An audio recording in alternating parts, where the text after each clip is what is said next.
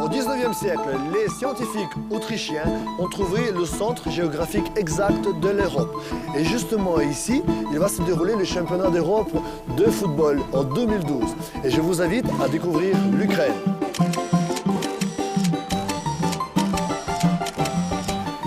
Je m'appelle Stéphane Oleksy, je suis artiste peintre et sculpteur. Très longtemps, j'ai habité en Belgique, en Europe, en États-Unis. Et je suis sûr que si vous allez venir ici, vous allez découvrir un pays extraordinaire. Vous allez avoir énormément de surprises positives. Venez découvrir l'Ukraine avec moi. Comme vous le savez, le championnat d'Europe en Ukraine va être reçu par les 4 villes. Kiev, Kharkov, Donetsk et Lvov. J'ai choisi Kiev, la capitale ukrainienne, comme le point de départ de notre voyage. Justement ici arriveront la plupart des touristes pour le championnat 2012. La ville dans laquelle je vous propose de partir, on peut sans doute appeler la ville la plus européenne de l'Ukraine. Lvov se trouve à l'ouest du pays. Ici se dérouleront les 3 premiers matchs éliminatoires du championnat. De Kiev jusqu'à Lvov, il y a 536 km. C'est pour cela que je vous conseille de partir très tôt le matin. Je pars de Kiev pour arriver à Lvov pour 7 h du soir pour un match du football. Mais je conseille à tout le monde de partir très tôt. Nous partons à 4 h du matin parce que nous allons plus que 400 km à parcourir. Mais nous allons trouver encore un hôtel, nous devons trouver quelque chose à manger et faire une petite promenade en ville. C'est pour cela, ne perdons pas le temps, allons-y.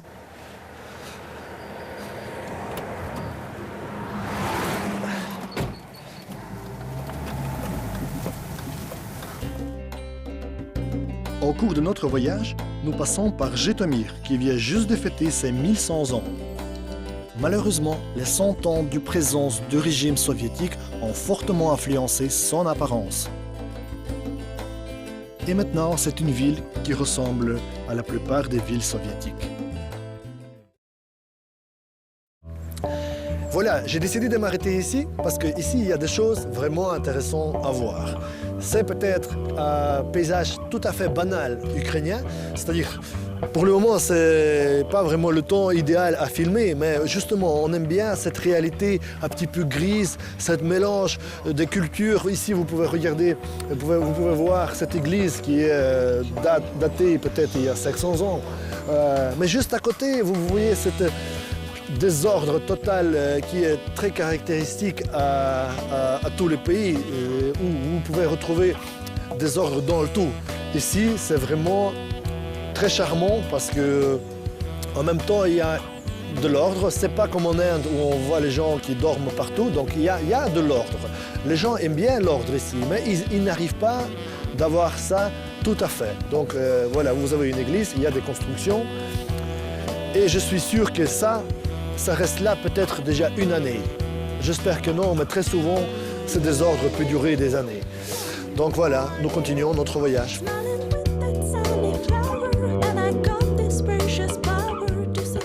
Mais sachez quand même que l'Ukraine n'a pas l'air d'un empire soviétique partout. Dans ces pays, vous pouvez rencontrer les choses extraordinaires.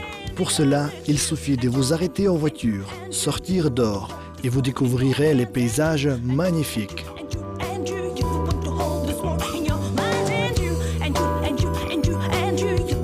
Je viens de faire un détour pour pouvoir vous montrer un endroit très intéressant.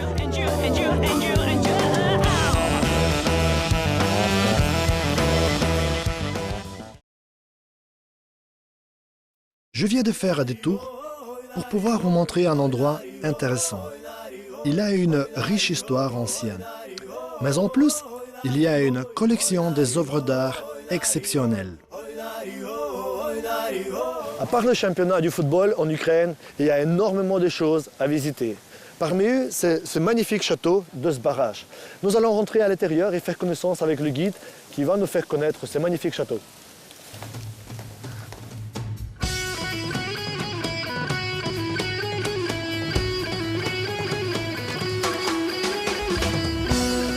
Moi, en tant que sculpteur, j'aime beaucoup la facture de ce château parce que ici, on voit vraiment l'histoire, on voit vraiment l'Antiquité et nous voyons aussi comment il a été restauré.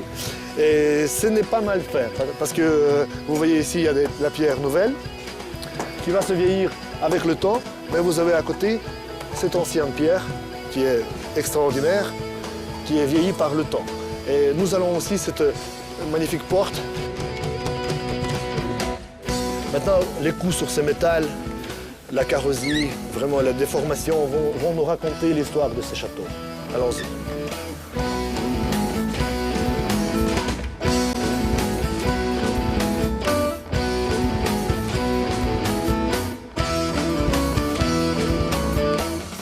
Bonjour, je vous salue. Racontez-nous, s'il vous plaît, l'histoire de ce château.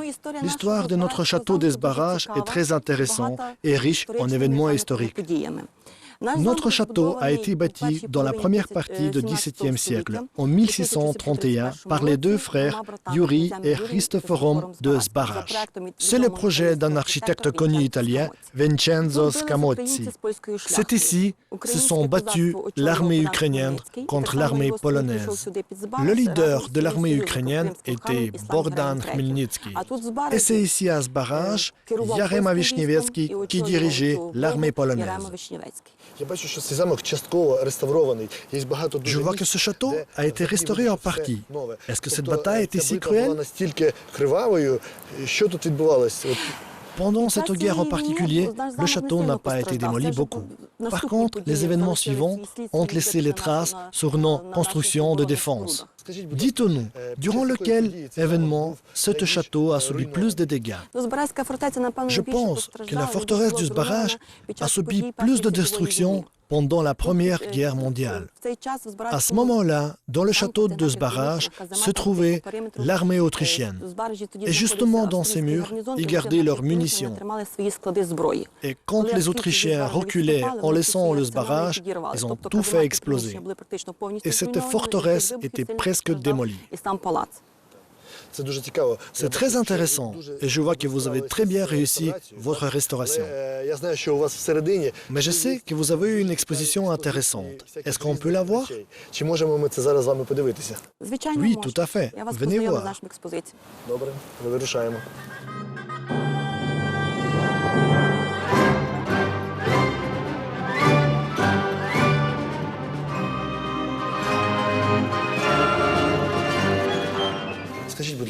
Dites-nous, s'il vous plaît, pourquoi cette exposition est exceptionnelle pour l'Ukraine?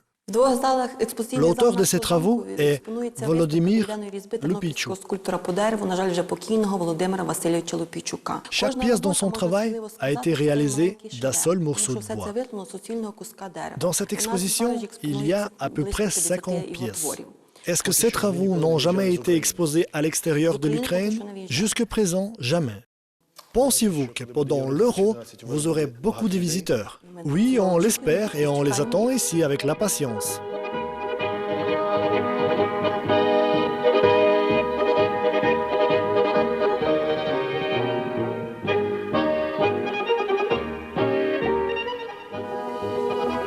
En tant que sculpteur, je me sens un amateur par rapport à cet artiste qui est extraordinaire. Les travaux ici, ils ont une magie incroyable. Surtout, ils représentent toute l'histoire de l'Ukraine en sculpture en bois. Ça, c'est quelque chose qui n'a pas d'explication. Par exemple, je veux m'arrêter à sa façon de montrer l'expression des visages des gens. On sent tout de suite que ce n'est pas des personnages dans notre région, c'est particulièrement les Ukrainiens. Ils sont comme ça, leur vie, leur quotidien, leurs émotions, leurs tragédies, leurs joies, tout est représenté dans ce travail. Je vais vous montrer un travail qui est tout à fait remarquable et significatif de ce que je viens de dire précédemment. Ici, nous voyons un idole, donc c'est représentant de notre ancienne religion. Et en même temps, nous avons deux, trois guerriers, soldats, le cheval, la musique, c'est symbolique. Mais en même temps, la touche, c'est vraiment expressif. Nous voyons vraiment l'expression des visages. Nous voyons qu'ils travaillaient assez rapidement, mais ils maîtrisaient tout à fait l'anatomie, ils maîtrisaient tout à fait le dessin, les proportions, etc. Donc, on peut très longtemps discuter de ce travail, mais il a une magie incroyable et je conseille à tout le monde de venir visiter cette magnifique exposition.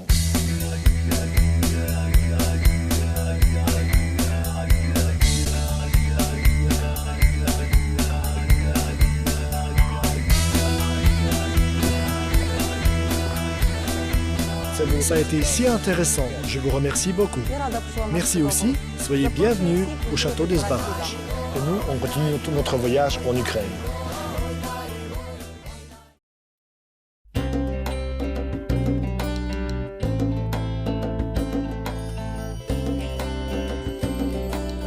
Alors, une chose importante, nous sommes en Ukraine, ça il ne faut pas oublier. L'Ukraine, c'est beaucoup de villages. Les routes passent à travers les villages. Et maintenant, imaginez-vous une histoire comme ça. Vous roulez assez rapidement, il y a des trous, vous ne voyez rien. Et tout d'un coup, devant votre voiture, vous voyez un véritable cheval. Et vous n'avez pas le temps de freiner.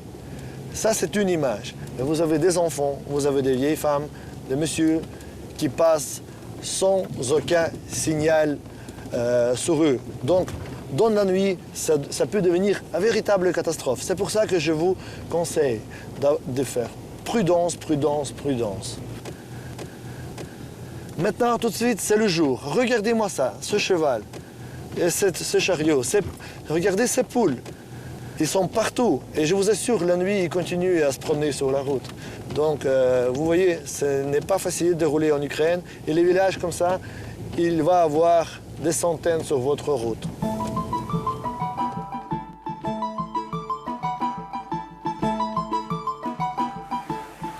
Voilà, notre voyage se termine bientôt. Nous arrivons à Lvov. Il reste seulement 40 km.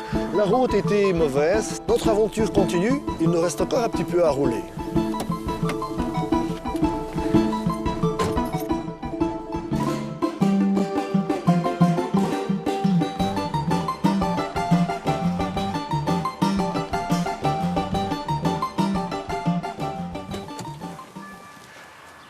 À côté de Lvov, il y a beaucoup d'hôtels. Je pense que ça vous coûterait moins cher de s'arrêter ici. On va jeter un coup d'œil sur la chambre.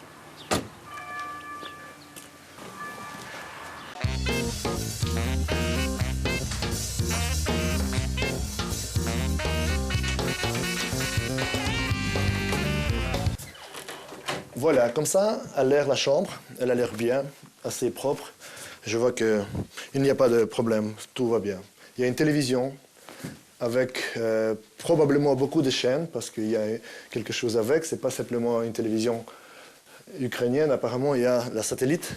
Je regarde un petit peu partout. Il y a une douche, ça a l'air propre. C'est pas luxueux, mais c'est pas déplaisant. Je vois qu'il y a une belle vue ici à l'extérieur. Oui, la vue sur les champs, c'est bien. Il y a 2 lits. Et tous ces plaisirs coûtent 30 €. En choisissant cette chambre, ça peut être une très bonne solution pour vous. Cet hôtel se trouve à 10 km de la ville. Et donc, si vous voulez faire la fête le soir et après aller au match, préparez-vous à prendre le taxi. Mais sachez que ça va coûter plus cher.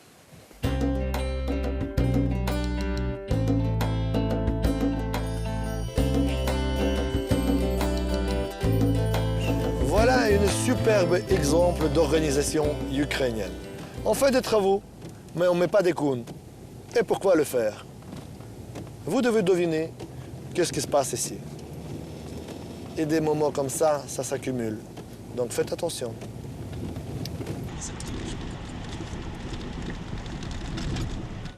On a laissé plus que 500 km derrière le dos. Et voilà, je peux déjà voir la ville de loin. Donc il ne reste peu pour arriver à notre objectif. Voici, nous sommes à Lvov.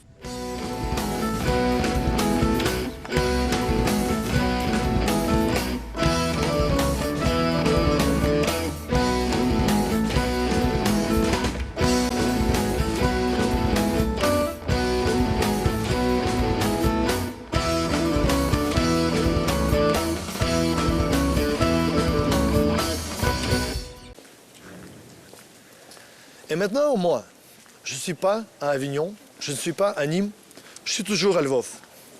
Voilà l'architecture tout à fait européenne. Et qu'est-ce que je vois? Wow, quelque chose d'intéressant. Allons voir. Mamma mia, c'est incroyable. C'est le concurrent direct au chocolatier belge.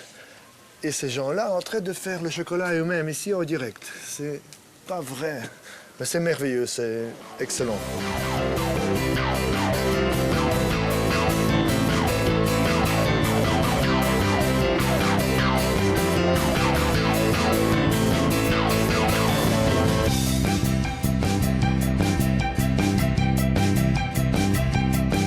Je suis curieux, je vais aller voir.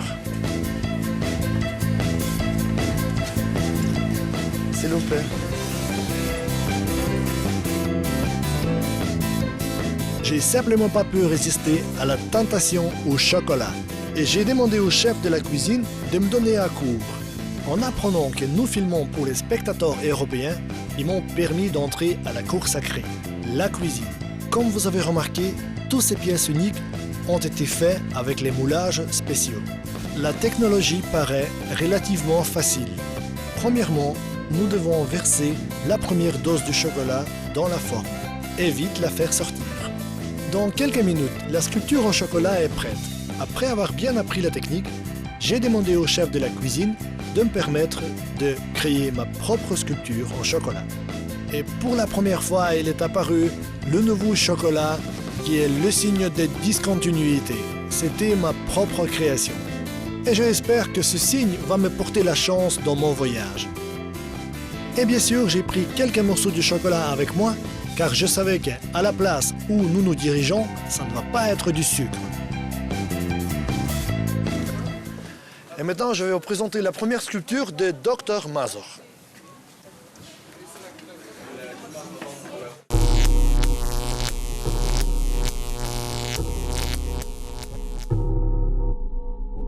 Vous connaissez tous qu'est-ce que c'est le sadomasochisme. Ah ben justement, Dr Mazur est né ici à Lviv. Et maintenant, à ses travaux, ils ont consacré tout un café, où vous pouvez pas simplement manger, mais même essayer une de ces expériences. Les serveuses ici, ils ont l'air comme ça. Mes amis de télévision m'ont dit que ça me ferait pas mal, que c'est une blague et que je peux essayer. Mais j'ai quand même un petit peu peur.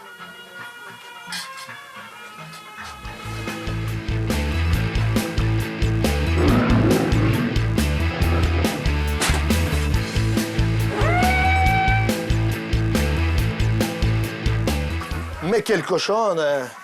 C'est pas possible, je ne viendrai plus jamais ici. Ne venez pas ici, ça fait vraiment mal. Après avoir vécu un tel stress, j'avais besoin de me ressourcer. Et je vais me diriger vers le stade du football car cet endroit me donne toujours beaucoup de l'énergie.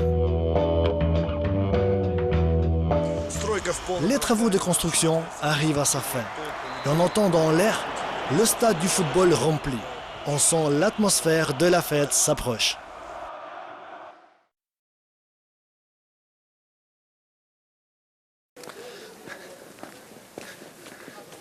Je voudrais vous montrer un endroit très intéressant. Et si vous ne savez pas où le chercher, sachez qu'il se trouve sur le territoire du musée historique.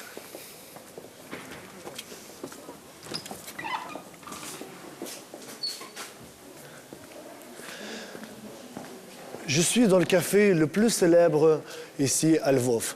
Ça s'appelle la Cour italienne. Cet endroit est connu comme l'endroit le plus romantique de cette ville. Mais aussi on fait un magnifique café ici. Mais il fait très froid et alors je vais le déguster, ces fameux cafés. Je me retrouve dans le café où on fait le meilleur café dans la ville de Lvov. Et devant moi ici, j'ai la propriétaire de ce café, mademoiselle Vera. Bonjour. Bonjour, bonjour. Dites s'il vous plaît, j'ai entendu que vous avez le meilleur café ici dans la ville. Merci, ministre. Oui, le plus délicieux. Oui, comment ça se fait?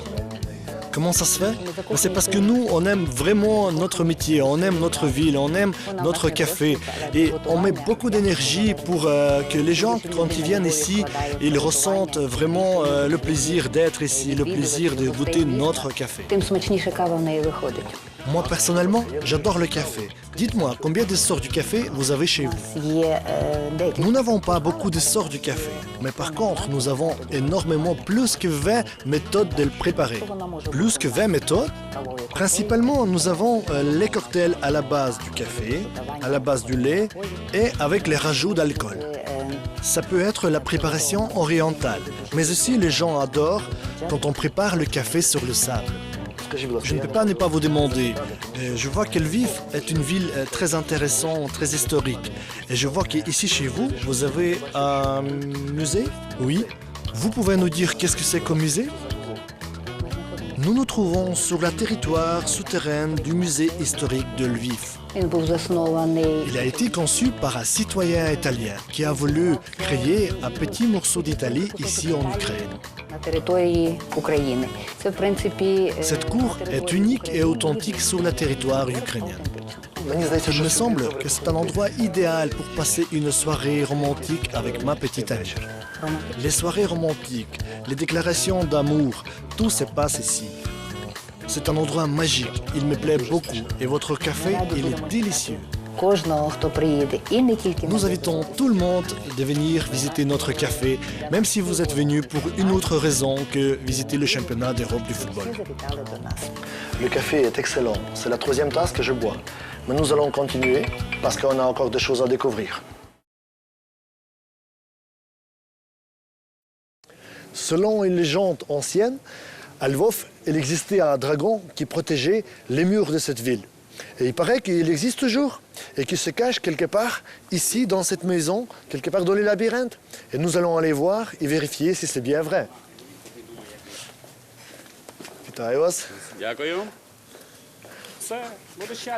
Selon la légende, celui qui vient ici, il va frotter le bouton et faire un vœu. Et ce vœu va être réalisé.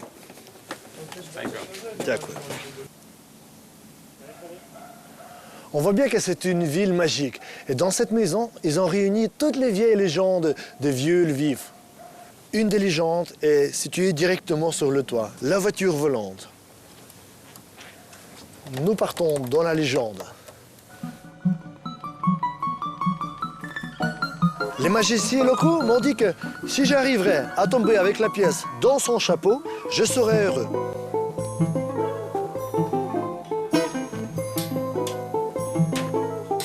Ah, marqué. 2, Marqué. 3 fois sur 5. J'ai réussi.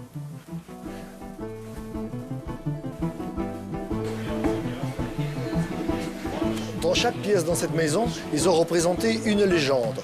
Dans cette pièce-là, ils ont présenté l'histoire de la pierre qui couvrait toutes les routes de la vieille Lviv.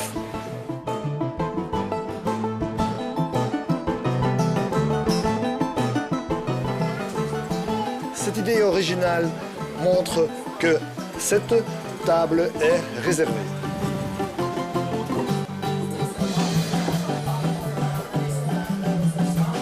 Dans cette pièce, ils ont représenté la notion du temps.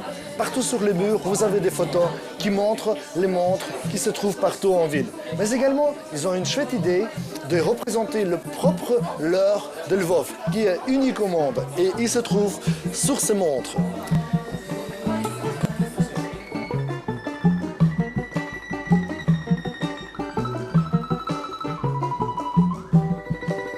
Ceci est la chambre de Lyon. Racontez-nous s'il vous plaît, qu'est-ce que c'est comme une chambre? Ah oui, c'est la chambre de Lion de Lviv. Selon la légende locale, les ancêtres de Lion étaient les dragons.